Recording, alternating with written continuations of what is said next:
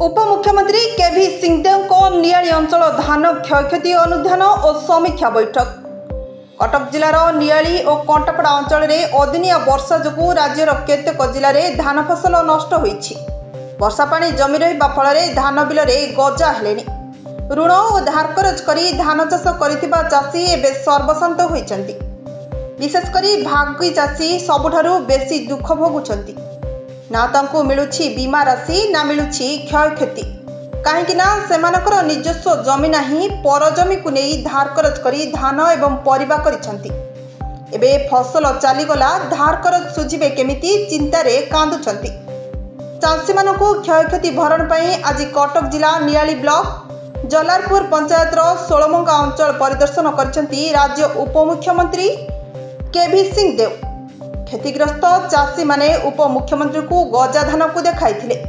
चाषी मानक सहित आलोचना परे उपमुख्यमंत्री केभी सिंहदेव नियाली स्थित कृषि कार्यालय परिसर में एक समीक्षा बैठक अनुष्ठान होइथिला। बैठक में कटक जिलापाल श्री दत्तात्रेय भाऊ साहेब, एडीओ चंद्र मोहन चांद, नियाली कृषि अधिकारी संध्याराणी दास, नियाली तहसीलदार लीलन प्रसाद साहू, बीडीओ जगदीश षडंगी प्रमुख समीक्षा बैठक उपस्थित थिले। समीक्षा बैठक परे उपमुख्यमंत्री केभी सिंहदेव गणमाध्यम प्रतिनिधि मानकु कहिसंती जे गतकाली मुख्यमंत्री नेतृत्व में एक रिव्यू मीटिंग निष्पत्ति नैथिलु। चाषी मानक क्षयक्षति होइछि। केंद्र और राज्य सरकार योजना रे चाषीर क्षयक्षति जोगाई देबा पई इंश्योरेंस कंपनी सहित आलोचना होइछि। मुख्यमंत्री किछि जिला को मंत्री मानकु क्षयक्षति देखिबा पाई निर्देश दैछन्ति। मते कटक जिला और जगतसिंहपुर जिलार दायित्व दिया जाइछि। आज नियाली अंचलर किछि जमी बुली देखिछि। जेउठिकु जाइथिली सेठी धान गजा होई जाइछि।